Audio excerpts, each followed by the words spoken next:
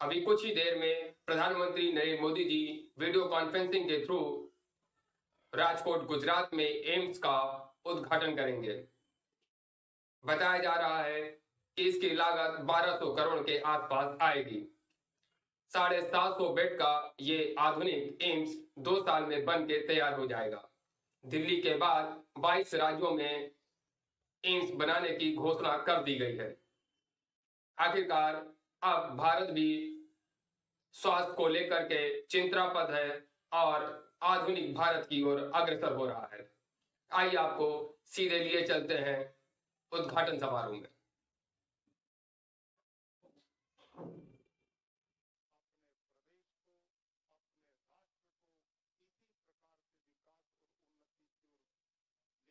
बढ़ते रहें, इसी में सबका कल्याण है। धन्यवाद। ओम शांति।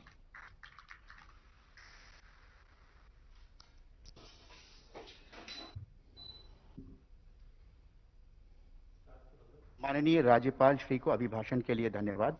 आपका स्नेह एम्स के संकाय सदस्य तथा विद्यार्थियों पर सदैव बरकरार रहे। आदरणीय प्रधानमंत्री महोदय वीडियो कॉन्फ्रेंसिंग से मंच पर पधार चुके हैं। माननीय प्रधानमंत्री जी ने स्वास्थ्य को जन आंदोलन बनाने की परिकल्पना की थी, जो साकार होती जा रही है। लोकप्रिय, दूरदर्शी, कर्मठ प्रधान सेवक प्रधानमंत्री माननीय श्री नरेंद्र मोदी जी का एम्स राजकोट में सादर नमन तथा अभिनंदन। आदरणीय श्री विजय भाई रूपाणी माननीय मुख्यमंत्री गुजरात से सादर अनुरोध कि वे माननीय प्रधानमंत्री महोदय का स्वागत भाषण पढ़ें।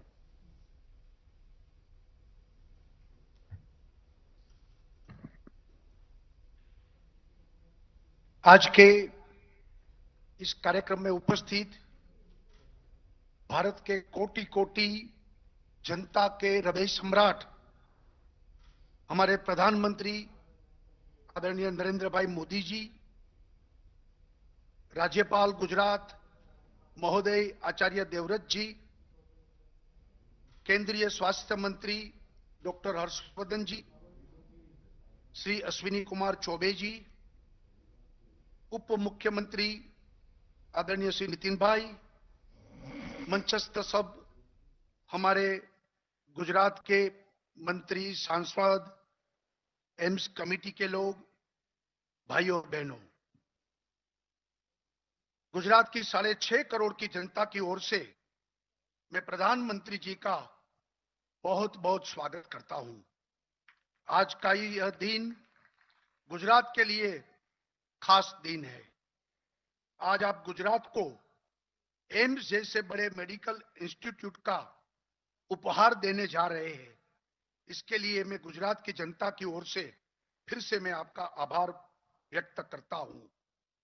आपके मार्गदर्शन में आज गुजरात मेडिकल हब बनने की ओर आगे बढ़ रहा है।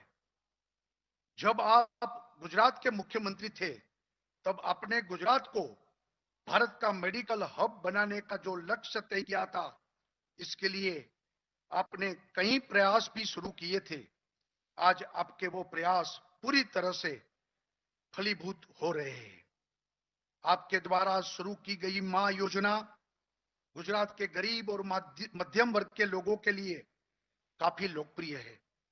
मां योजना और मां अमृतम वात्सल्य की लोकप्रियता को देखते हुए हमने इसमें कुछ और सुविधाएं भी बढ़ाई है, ताकि ज्यादा से ज्यादा गरीब लोगों को सुविधा प्राप्त हो। साथ ही आयुष्मान भारत और दूसरी मेडिकल सेवाएं भी गुजरात में बहुत ही अच्छे से लागू की गई है। आपके द्वारा मेडिकल क्षेत्र में किए गए सुधार के कारण गुजरात में मेडिकल इंफ्रास्ट्रक्चर के क्षेत्र में भी काफी विकास हुआ है। विशेष रूप में ये बताना चाहता हूं कि साल 2001 में गुजरात में केवल 9 मेडिकल कॉलेज थे और मेडिकल सीटों की संख्या भी मात्र 1000 के आसपास थी। वहां आज की बात करूं तो गुजरात में आज 31 मेडिकल कॉलेज है और मेडिकल सीटों की संख्या भी करीब 6000 से ज्यादा हो गई है। प्रधानमंत्री जी, आपकी दूरदर्शिता और परिश्रम के कारण आज एशिया की सबसे बड़ी सिविल अस्पताल और UN Mehta institute of research centres जैसे world class medical infrastructure Gujarat में मौजूद है। इतना ही नहीं, बीते कुछ सालों में हमने मेडिसिटी और एसवीपी जैसे मेडिकल इंफ्रास्ट्रक्चर को भी तैयार किया है, जिसने गुजरात की मेडिकल इंफ्रास्ट्रक्चर और मेडिकल सर्विसेज को एक नए मुकाम पर लाकर खड़ा किया है। आज गुजरात में कोविड में भी इस इंफ्रास्ट्रक्चर के कारण काफी हमने कोविड के सामने संघर्ष भी किया और काफी सफलता भी उसमें हासिल की।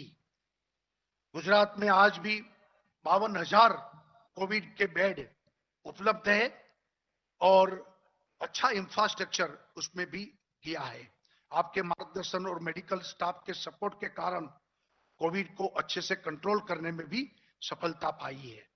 मेडिकल सेक्टर में आज गुजरात एक बड़ी उपलब्धि यानी एम्स को जोड़ने जा रहे हैं। 1200 करोड़ रुपए की लागत से 200 एकड़ में एक विशाल जगह पर बनाया जाने वाला ये एम्स 2 साल में 2022 में शुरू हो जाएगी।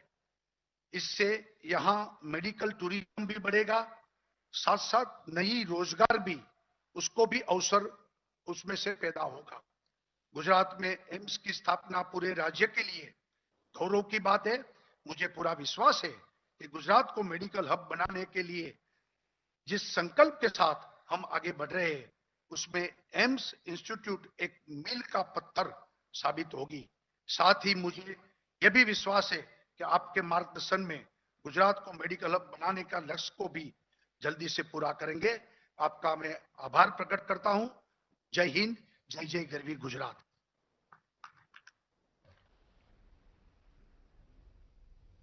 एम्स राजकोट के निर्माण स्थल पर मौजूद हम सभी के लिए यह एक ऐतिहासिक क्षण है। माननीय प्रधानमंत्री महोदय से सादर आग्रह है कि वे रिमोट का बटन दबाकर अखिल भारतीय आयुर्विज्ञान संस्थान राजकोट का शिलान्यास करें।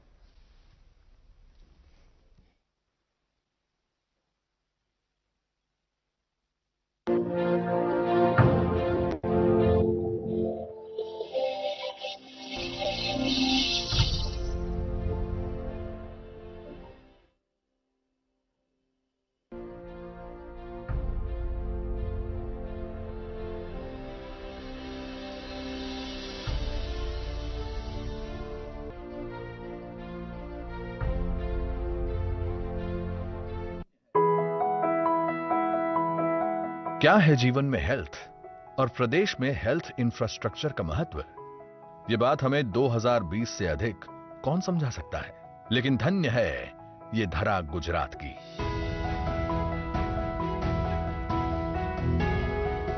जहां दूरदर्शी नेतृत्व ने बहुत पहले ही मेडिकल कॉलेज, मेडिकल इंफ्रास्ट्रक्चर और मेडिकल पॉलिसी की कमियों को पूरा किया।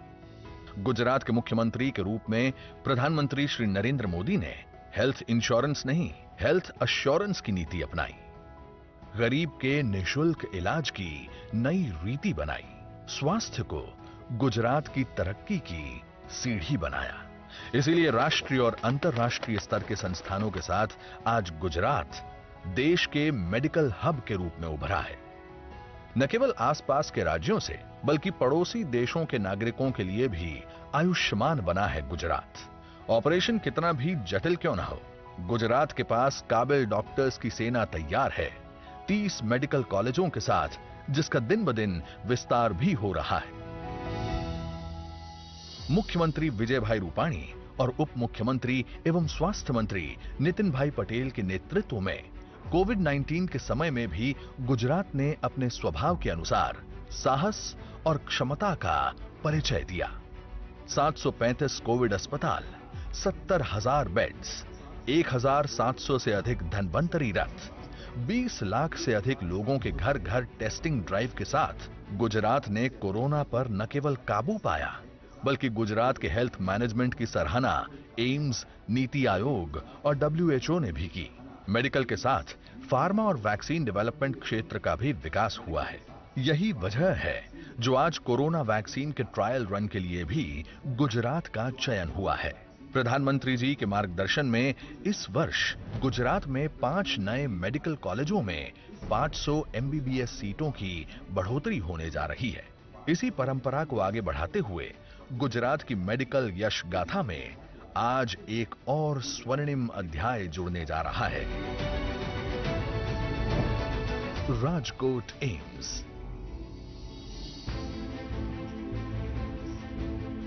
राजकोट से सिर्फ 10 किलोमीटर की दूरी पर खंडेरी गांव में स्थित होगा और इसका निर्माण 201 एकड़ में फैली विशाल भूमि पर 1195 करोड़ रुपयों की लागत से किया जाएगा।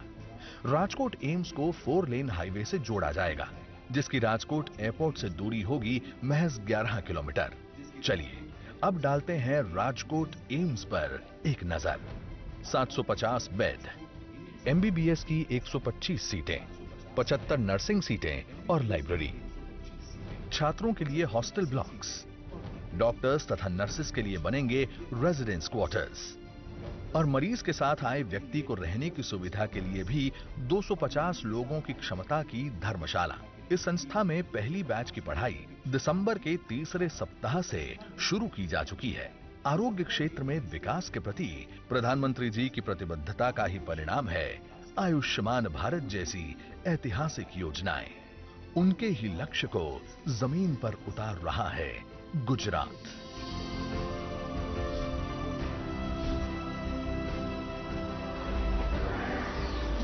एम्स राजकोट का शिलान्यास करने जा रहे हैं प्रधानमंत्री नरेंद्र मोदी।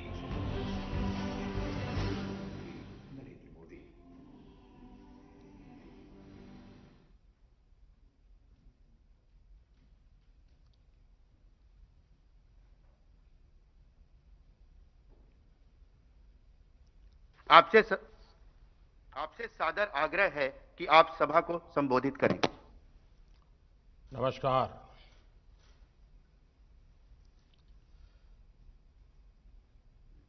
કેમ છે? ગુજરાતમાં ઠંડી વંડી છે કે નહીં?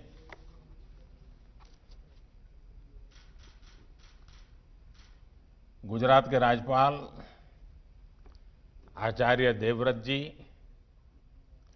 मुख्यमंत्री श्रीमान विजय भाई रूपाणी, विधानसभा स्पीकर श्री राजेंद्र त्रिवेदी जी, केंद्रीय स्वास्थ्य मंत्री डॉक्टर हर्षवर्धन जी, डिप्टी सीएम भाई नितिन पटेल जी, मंत्रिमंडल के मेरे साथी श्रीमान अश्विनी चौबे जी, मनसुख भाई मांडविया, पुरुषोत्तम रूपाला, गुजरात सरकार में मंत्री श्री भूपेंद्र सिंह चुड़ासमा, श्री किशोर कानानी, अन्य सभी मंत्रीगण, सांसदगण, धारासभ्यगण, अन्य सभी महानुभाव, भाइयों और बहनों, नया साल दस्तक दे रहा है। आज देश के मेडिकल इंफ्रास्ट्रक्चर को मजबूत करने वाली एक और कड़ी जुड़ रही है। राजकोट में all India institute of medical sciences का शिलान्यास गुजरात के साथ साथ पूरे देश में स्वास्थ्य और मेडिकल एजुकेशन के नेटवर्क को उसके कारण बल मिलेगा। भाइयों और बहनों, साल 2020 को एक नई नेशनल हेल्थ फैसिलिटी के साथ विदाई देना इस साल की चुनौतियों को भी दर्शाता है और नए साल की प्राथमिकताओं को भी स्पष्ट करता है। ये साल पूरी दुनिया के लिए स्वास्थ्य के रूप में अभूतपूर्व चुनौतियों का साल रहा है। इस साल ने दिखाया है कि स्वास्थ्य ही संपदा है। ये कथा हमें हमारे पूर्वजों ने क्यों सिखाई है, ये हमें बार बार क्यों रटाया गया है, ये 2020 ने हमें भली भांति सिखा दिया। स्वास्थ्य पर जब चोट होती है तो जीवन का हर पहलू बुरी तरह से प्रभावित होता है। और सिर्फ परिवार नहीं, पूरा सामाजिक दायरा उसकी लपेट में आ जाता है। और इसलिए साल का यह अंतिम दिन भारत के उन लोग लाखों डॉक्टर्स, हेल्थ वॉरियर्स, सफाई कर्मियों, दवा दुकानों में काम करने वाले और दूसरे फ्रंटलाइन कोरोना योद्धाओं को याद करने का है, जो मानवता की रक्षा के लिए लगातार अपने जीवन को दांव पर लगा रहे हैं। कर्तव्य पथ पर जिन साथियों ने अपना जीवन दे दिया है, मैं आज उन सबको आदरपूर्वक नमन करता हूं। आज देश उन साथियों को, उन वैज्ञानिकों को, उन कर्मचारियों को भी बार बार याद कर रहा है, जो कोरोना से लड़ाई के लिए जरूरी मेडिकल इंफ्रास्ट्रक्चर तैयार करने में दिन रात जुटे रहे हैं। आज का दिन उन सभी साथियों की सराहना का है, जिन्होंने इस मुश्किल दौर में गरीब तक भोजन और दूसरी सुविधाएं पहुंचाने में पूरे समर्पण के साथ काम किया। इतना लंबा समय, इतनी बड़ी आपदा, लेकिन ये समाज की सामूहिक संगठित ताकत, समाज का सेवा भाव, समाज की संवेदनशीलता, उसी का नतीजा है कि देशवासियों ने किसी गरीब को भी इस कठिनाई भरे दिनों में रात को भूखा सोने नहीं दिया। ये सब नमन के पात्र हैं, आदर के पात्र हैं। साथियों, मुश्किल भरे इस साल ने दिखाया है कि भारत जब एकजुट होता है तो मुश्किल से मुश्किल संकट का सामना वो कितनी प्रभावी तरीके से कर सकता है। भारत ने एकजुटता के साथ जिस प्रकार समय पर प्रभावी कदम उठाए, उसी का परिणाम है कि आज हम बहुत बेहतर स्थिति में हैं। जिस देश में 130 करोड़ से ज्यादा लोग हों, घनी आबादी हो, वहां करीब करीब 1 करोड़ लोग इस बीमारी से लड़कर जीत चुके हैं। कोरोना से पीड़ित साथियों को बचाने का भारत का रिकॉर्ड दुनिया से बहुत बेहतर रहा है।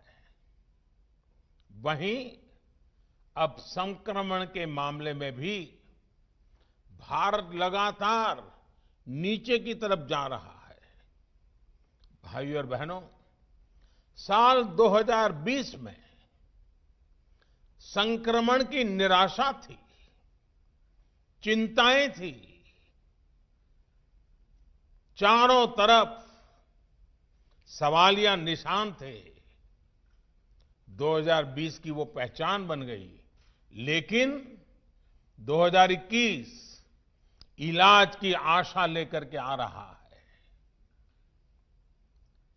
वैक्सीन को लेकर भारत में हर जरूरी तैयारियां चल रही हैं।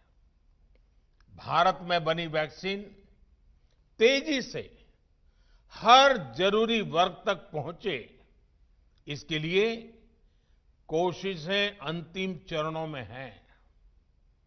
दुनिया का सबसे बड़ा टीकाकरण अभियान चलाने के लिए भारत की तैयारियां जोरों पर है। मुझे विश्वास है कि जिस तरह बीते साल संक्रमण से रोकने के लिए हमने एकजुट होकर प्रयास किए, उसी तरह टीकाकरण को सफल बनाने के लिए भी पूरा भारत एकजुटता से आगे बढ़ेगा। साथियों, गुजरात में भी संक्रमण को रोकने के लिए और अब टीकाकरण के लिए तैयारियों को लेकर प्रशंसनीय काम हुआ है। बीते 2 दशकों में जिस प्रकार का मेडिकल इंफ्रास्ट्रक्चर गुजरात में तैयार हुआ है, वो एक बड़ी वजह है कि गुजरात कोरोना चुनौती से बेहतर तरीके से निपट पा रहा है। एम्स राजकोट गुजरात के हेल्थ नेटवर्क को और सशक्त करेगा, मजबूत करेगा। अब गंभीर से गंभीर बीमारियों के लिए राजकोट में ही आधुनिक सुविधा उपलब्ध हो रही है। इलाज और शिक्षा के अलावा इससे रोजगार के भी अनेक अवसर तैयार होंगे। नए अस्पताल में काम करने वाले लगभग 5,000 सीधे रोजगार उपलब्ध होंगे। इसके साथ साथ रहन सहन, खाने पीने, ट्रांसपोर्ट, दूसरी मेडिकल सुविधाओं से जुड़े अनेक अप्रत्यक्ष रोजगार भी यहां बनेंगे। और हमने देखा है कि जहां बड़ा अस्पताल होता है तो उसके बाहर एक छोटा शहर ही बस जाता है।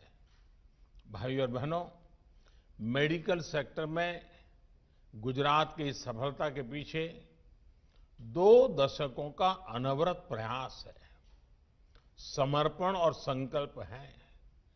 बीते 6 सालों में पूरे देश में जिस इलाज और मेडिकल एजुकेशन को लेकर जिस स्केल पर काम हुआ है, उसका निश्चित लाभ गुजरात को भी मिल रहा है। साथियों, बड़े अस्पतालों की स्थिति, उन पर दबाव से आप भी भलीभांति परिचित हैं। स्थिति ये थी कि आजादी के इतने दशकों के बाद भी सिर्फ 6 एम्स ही बन पाए थे। 2003 में अटल जी की सरकार ने 6 और एम्स बनाने के लिए कदम उठाए थे। उनके बनाते बनाते 2012 आ गया था, यानी 9 साल लग गए थे। बीते 6 सालों में 10 नए एम्स बनाने पर काम शुरू कर चुके हैं, जिनमें से कई आज पूरी तरह से काम शुरू कर चुके हैं। एम्स के साथ साथ देश में 20 एम्स जैसे ही सुपर स्पेशलिटी हॉस्पिटल्स का निर्माण भी किया जा रहा है। साथियों, साल 2014 से पहले हमारा हेल्थ सेक्टर अलग अलग दिशा में अलग अलग अप्रोच के साथ काम कर रहा था। प्राइमरी हेल्थ केयर का अपना सिस्टम था। गांवों में सुविधाएं न के बराबर थी। हमने हेल्थ सेक्टर में हॉस्पिटल होलिस्टिक तरीके से काम करना शुरू किया। हमने जहां एक तरफ प्रिवेंटिव केयर पर बल दिया, वहीं इलाज की आधुनिक सुविधाओं को भी प्राथमिकता दी।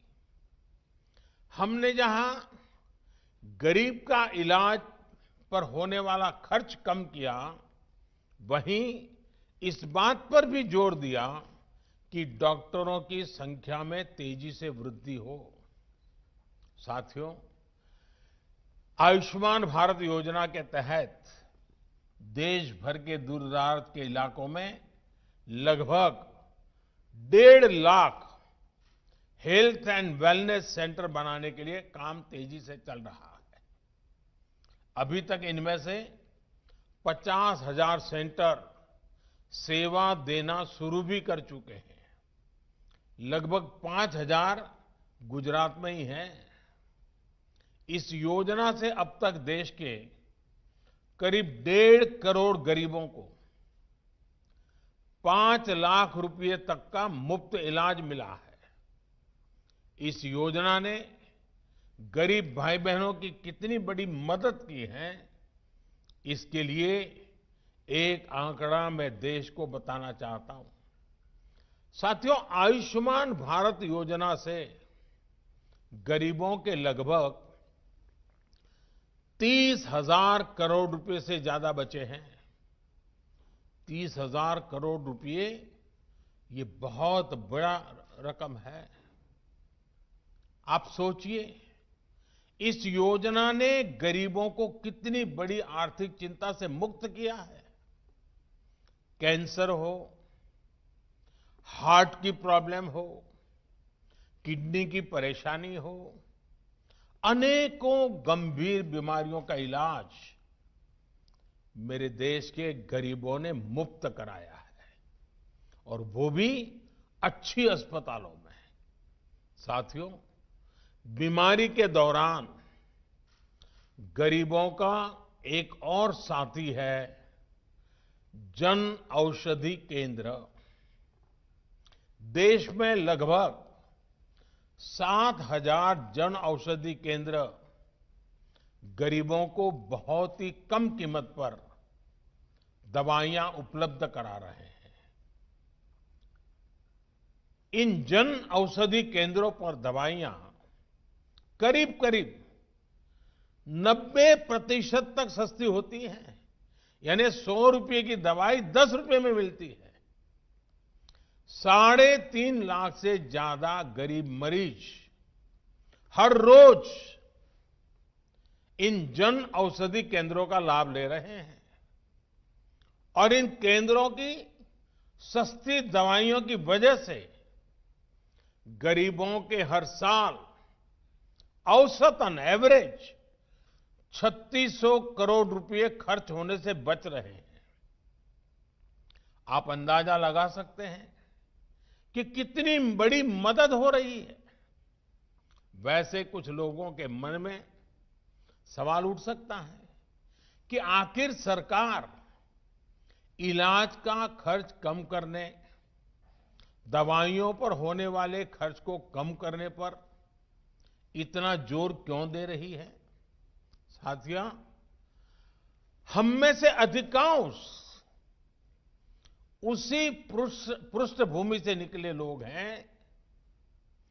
गरीब और मध्यम वर्ग में इलाज का खर्च हमेशा से बहुत बड़ी चिंता रहा है।